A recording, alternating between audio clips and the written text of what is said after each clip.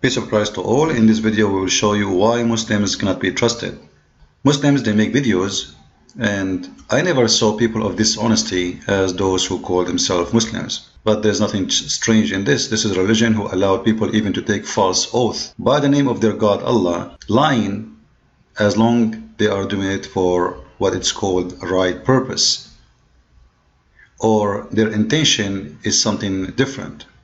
Which means a Muslim, he can take an oath lying to you and it's okay for him as long his target is something else. Let us say he want to convert you to Islam, so he can swear by Allah that in Islam we don't have such a thing, even though Islam teach the opposite, because his intention is to make you convert. So he have a good intention supposedly. So lying in Islam is very well approved, and this is practiced very well in chapter 3 verse 28. However, today we will answer and we will show everybody how Muslims they lie and why Muslims cannot be trusted with the proofs and reference. In this video here we will see this Abdul is showing us some facts about Islam, like 10 things you do not know about Islam. Let us see what those 10 things are. Did you know in Islam the obligation of covering, which is usually people think that it's only for females, is actually ordered from God to males first? I am obliged to cover from my navel to my knee. Okay, let us stop here just to show you the hypocrisy and the lies of Muslims. He is required to cover from the top to his knee. Okay, can a Muslim woman show her arms like you? Can a Muslim woman show her chest like you? Can a Muslim woman show her face like you? And you just say to your knee, can a Muslim woman show her knee?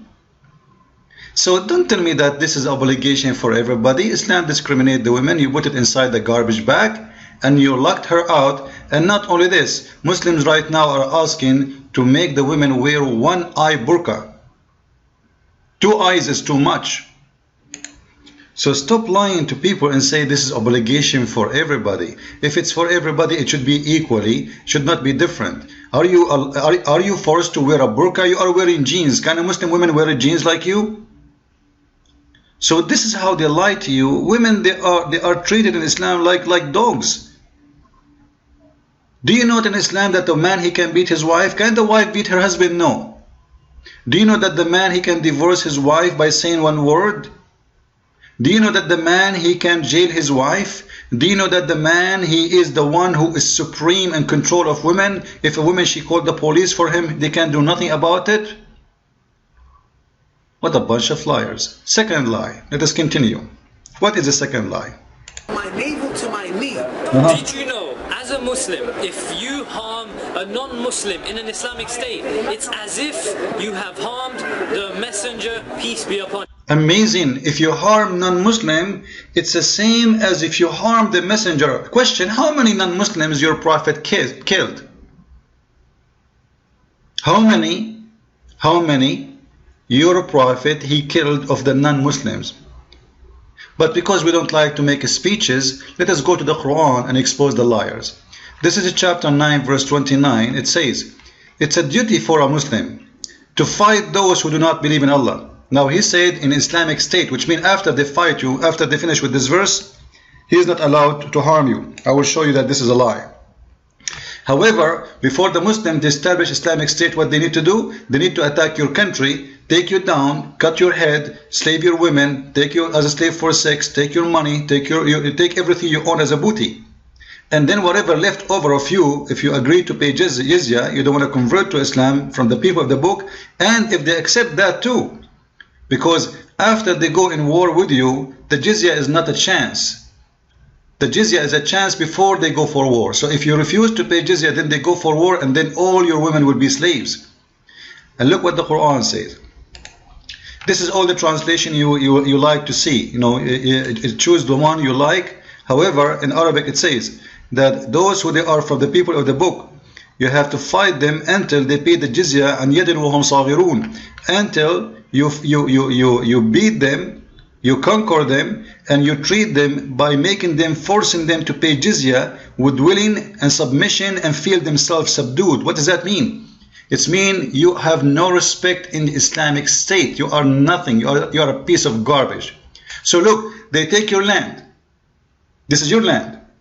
They attack your land. They take your land. They take your home. They take your country. And then after that, you are not even a citizen in that country, no more. You are no one. You have to pay jizya for the rest of your life. Muslim, they will lie to you, say jizya is just a tax.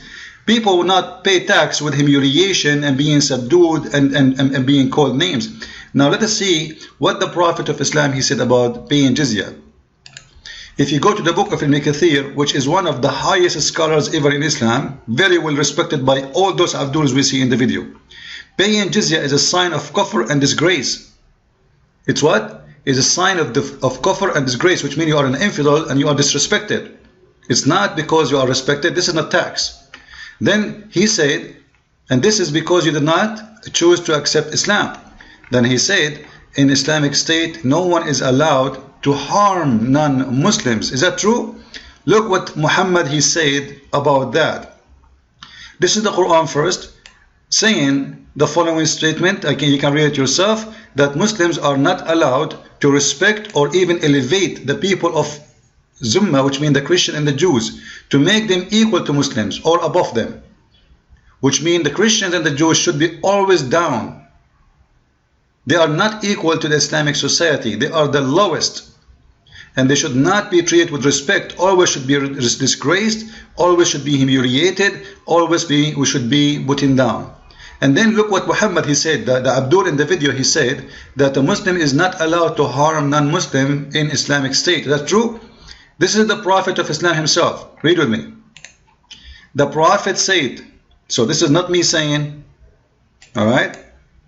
I want the Abdul to focus with me, just to show you how you Muslims cannot be trusted when you talk, a bunch of liars. Your Prophet said, don't initiate the salam to the Jews and the Christians, and if you meet any of them in the road, force them to the most narrowest alley, which means make them, you don't say salam, because no salam with non-Muslims. Secondly, you humiliate them and you force them to walk in the narrow alley. What does that mean? It's the open sewage. In the old days, the sewage used to open in the street. The dirty water run out of the houses and go in the street. So when a Muslim, he walk in the street and he see a Christian, he should force him to walk in the sewage. But the Abdul, he just told us, if you are a non-Muslim, you should not be, and if you harm non-Muslim in Islamic State, as if you harm the Prophet. When is a Prophet saying the opposite? When it is his Prophet who said, if you see a Christian in the street, spit in his face, humiliate him, and not only this, make him jump or push him in the sewage line. Like, can you see more disgusting false teachers as Muslims? This is why I say don't ever trust Muslims. Let us go for the second lie, number 3. Islam, that knowledge is something which is valued and sacred. The first verses that were revealed was Iqra, which means read. And the first university that was established was by a female Muslim woman. You know, the funny thing about Muslims, they say that the first verse in the Quran says read, and the first university established by Muslims. This is absolutely a false, because you know, all of us, we know the biggest education center known long before Islam exists. It's called Alexandria. When the Muslims occupied Alexandria, they destroyed tons of thousands of books. So what the Muslims are talking about? Look at ISIS, what they are doing. What university you are talking about? The Greek exists before you and the Aramaic exists before you. However, you just said that the first verse in the Quran says read. But yet your Prophet, according to Muslims, he never learned how to read. Which means your Prophet even don't care for education, because at least he should educate himself and learn how to read, how to write. As long the order of Allah for him is to read, how come your Prophet do not want to learn how to read? How long is going to take Muhammad to learn how to read? 6 months? He spent 63 years of his life doing what? Having sex with women, busy with Aisha, playing with her doll, molesting her between her legs. But he don't have a few weeks to learn how to write, how to read.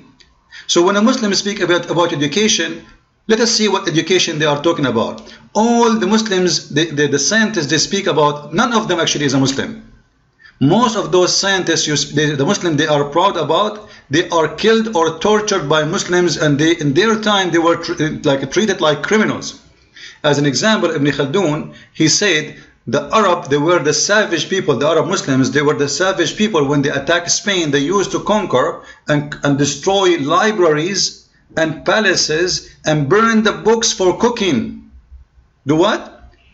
Use the books, the most valuable scientific books, for cooking. This is what the Arab Muslim savage did. And the one who said savage is not me, it's Ibn Khaldun, which is an Islamic. Muslims are so proud about him. And Ibn Khaldun was treated like a garbage. He kept running for his life from place to place, because Muslims always, when someone is smart, they are proud about him when he long after, but in the time of the Muslims, he is a piece of garbage. The kings, they use them just to control their authority, but never respect them. What else? One more lie. Did you guys know that in Islam you're not allowed to harm an innocent person? If you harm an innocent person, it's like you've harmed and killed the whole of humanity. Really? Is that true? Let us see what this is true or not. Do you know in Islam, if you harm an innocent person, as if you are harming all innocent people? I will let someone else answer about this in better way. Leader Omar Bakri said quite simply, I condemn the killing of innocent people on the 20th of July. Yeah, Why wouldn't you say what he said? No, at the end of the day, innocent people, when we say innocent people, we mean Muslims. As far as non-Muslims are concerned, they have not accepted Islam. As far as we're concerned, that is a crime against God. I want to be clear about. So did you hear how they lie? They say if you harm an innocent person in Islam, as if you harm all mankind, but they will not tell you that innocent person in Islam is only Muslims. So harming non-Muslims is absolutely a duty for every Muslim. What you're saying, this is very important. You're saying only Muslims can count as innocent people. As far as Muslims are concerned, you're innocent if you are a Muslim, then you're innocent in the eyes of God. If you are non-Muslim, then you're guilty of not believing in God. Yes, there were many victims. You're guilty. Are you seriously suggesting that everybody on those tube trains... Anyway, so do you see how they lie? Don't ever trust a Muslim word. Don't ever listen to Muslims and learn from them Islam. Muslims are the worst people to present the truth to you. They are a bunch of liars, because Islam is religion of Satan, religion of the devil. The Quran says if a man harm an innocent man as if he killed all mankind. We go and see what this verse is speaking about. It's if you kill an innocent man who is a Muslim. So killing a non-Muslim is not a harm, it's not a crime. Actually, Muhammad, he said, if a man kill no Muslim, no blood of a Muslim will be shed for killing a blood of non-Muslim. So you see how they lie to you? They manipulate the word, they make them look different. They give you a verse from the Quran saying if you harm a person who is innocent, Quran says it's as if you harm all mankind, but they will not tell you that if you harm a Muslim, because Islam is a religion of discrimination. In the law of Islam there is no equality. In the case of murder, a Muslim murder a Muslim, the punishment is death. A Muslim murder a non-Muslim, there is no punishment. In the best case you pay some money. In Iran right now, if a Muslim kill a Christian, the Christian family, they will get the price of a cow. But if an Iranian Muslim, he killed a Muslim, that Iranian will be executed. So don't ever trust them. They are a bunch of liars like their prophet. And nothing new. Garbage in, garbage out. However, if you guys like to learn more about Islam, feel free and read my books. This is my last one. It's called Quran and Science in Depth. Simply it's speaking specifically about the lies of Muslims regarding what it's called science and miracles, because all the miracles they have in the Quran is nothing but a bunch of lies. And then there's a volume number 1 of Deception of Allah. If you'd like to read it, it's a very, very good book to read. So both they complete each other actually, and you can read the review of both books. And I hope you will enjoy and learn from them. Christ is Lord. And Islam is a religion of deception and lies. I mean to that. Thank you.